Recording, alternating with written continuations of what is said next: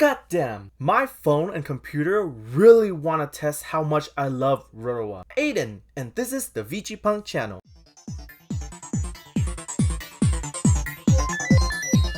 Alrighty, so this is the third time I make a deck profile for Rorowa because the first time something happened with my computer and then the second time something happened to my phone. So neither of those file, so we are gonna do this for the third time. Anyway, this is the Rorowa deck profile, so you're gonna need some plant token, and also I don't have my Momoke token, so this cute Mariana is gonna be Momoke. Alright, ride deck. We're gonna play Grade 3 Rorowa, Grade 2, Grade 1, and Grade 0. The Grade 0 Rorowa is similar to all the other starter. Just when Rotopon, if you go second, you draw a card. Great. The Grade 1, when this is placed by riding on top of the specific Grade 0, you get a plant token in your back row center. Great. Grade 2, when this unit is placed on a Vanguard circle, retire one of your rear guard and call up to 2 plant token. So basically just double the plant token that you have on the field. Lovely. And then Grade 3 Rorowa, the first effect is act once per turn, Soul Blast 1 on the Vanguard circle.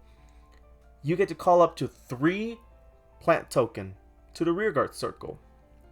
And then the second effect is auto. When this unit is attacked, retire one or more of your token units, and this unit get 5k for every unit that you retire with this effect.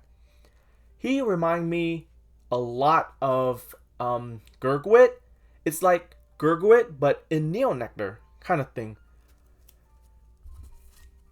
I decided to build both of the male decks that use glitter in there. So you're gonna see a chaos deck profiles as well. Moving on to the trigger, we're gonna play 4 of the heal. 4 of the heal. And then 8 of the crit trigger. Very typical and default. 3 of the good draw trigger. And then 1 of the over trigger. Yeah, like I said, it's a very standard trigger lineup. Most of the time it goes with this lineup unless you have a specific reason to play front or more draw trigger. Our Grade 1, let's start with the 4 PG, obviously. Planar Prevent Dragon. These are the better PG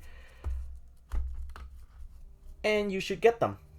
Although they are expensive, so I do recommend grabbing them now because they really have not. They haven't announced any reprint yet.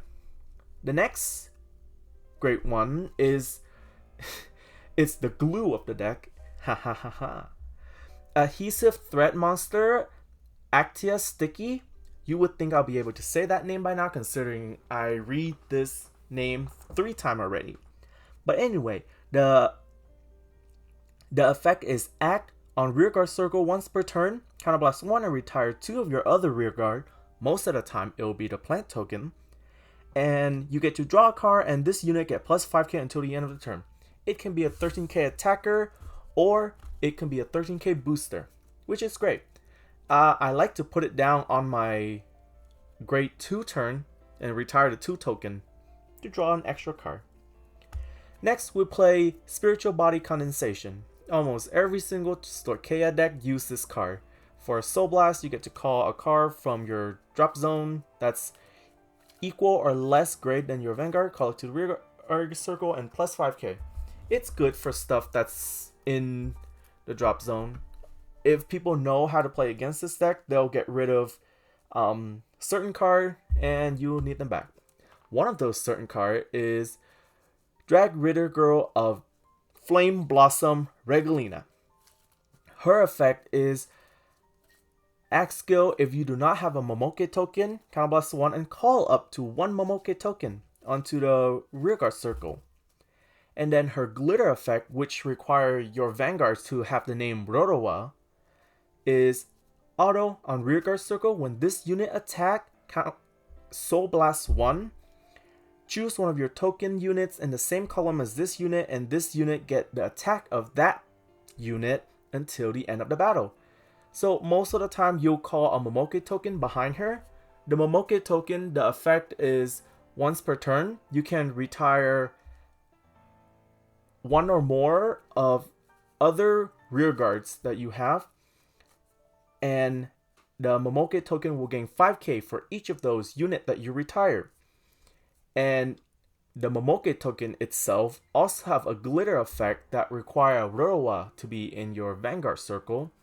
And that effect is, if it's in the back row and Regalina is in the same column as it, it can attack from the back row. So this card basically give you multi-attack with that Momoke token. Most of the time you'll retire 1, 2, or 3 rear guards in order to give the Momoke token increments of 5, and then you can attack with the Momoke token and Regalina attack, and then use Soul Blast 1 in order to give the Momoke token attack to Regalina. So she's technically 10k bigger than what your Momoke token would be. She's a great card in this deck. And then another great card is Prawn Pollen Rephilis. Her effect is when this unit is placed on the rearguard circle, counterblast 1 and call up to 2 plant token. She, like I say, she is also great for early attack, early field building. But you do have to keep in mind she is a 9k rearguard, so she might need that one of the plant tokens to boost her in order for her to hit a grade 2. But yeah, she is pretty good. Her counterblast, I tend to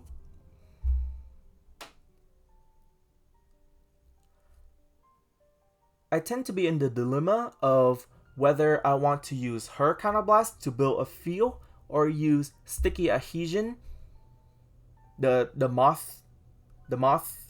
white moth girl, to get rid of the token to draw more card. It depend on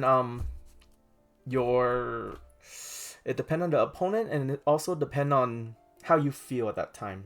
But it's up to you to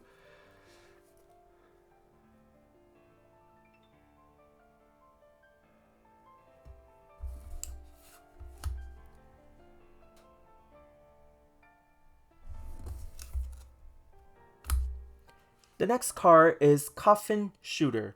His effect is it's an act skill in the drop zone. Once per turn, Soul Blast 1 and bind a card from your drop zone, which you're gonna have, and call this card to an open rearguard circle. Now I play one of him just in case I need to build a field and Rorowa token calling isn't enough for me to build a field. He come in handy occasionally because if I draw into him, I'll just discard him for the Rye deck. But beside that, I can also, if I have a lot of soul that I don't know what to do with, I can also use him to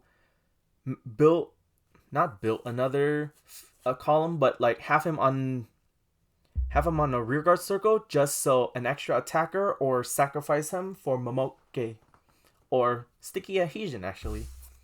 Yeah, he's pretty versatile. So, but one is enough because you rarely gonna have extra soul to do stuff.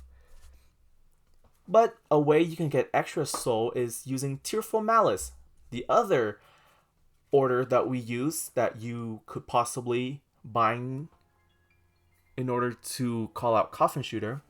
Now the Tearful Malice, you play that by retire 2 rearguard, most of the time is the plant token, to draw a card, put this order into your soul, and then you get to countercharge 1.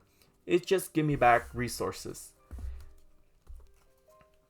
And then that's the end of the grade 2. The grade 3 is 3 more Rorowa because persona writing is important, kids.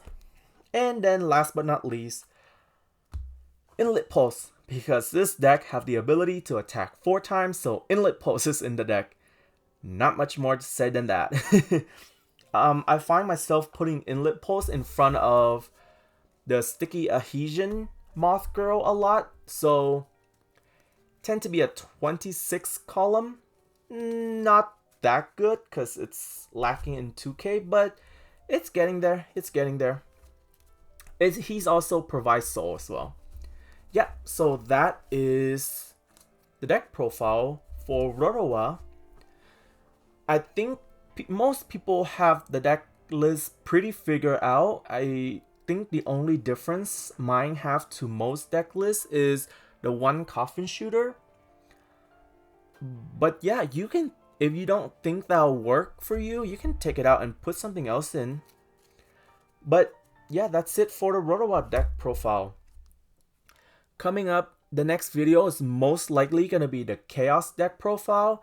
That deck list is less figured out, and I definitely don't think my upcoming deck list is like the definitive one, but I think it's working pretty well, and I actually like where it's going too. And also, I just came up with the idea of using Chaos in Premium, specifically Pale Moon, because I really like the fact that Mikani, I can use Mikani in Premium to multi-attack. That idea is really interesting, but stick around for that. That's gonna take me a while to come up, but enough about Chaos. This is the Rorowa deck profile. I hope you liked the video. Like, comment, subscribe, do all that YouTube thing. And I hope you take care of yourself. And I'll be seeing you real soon, my love.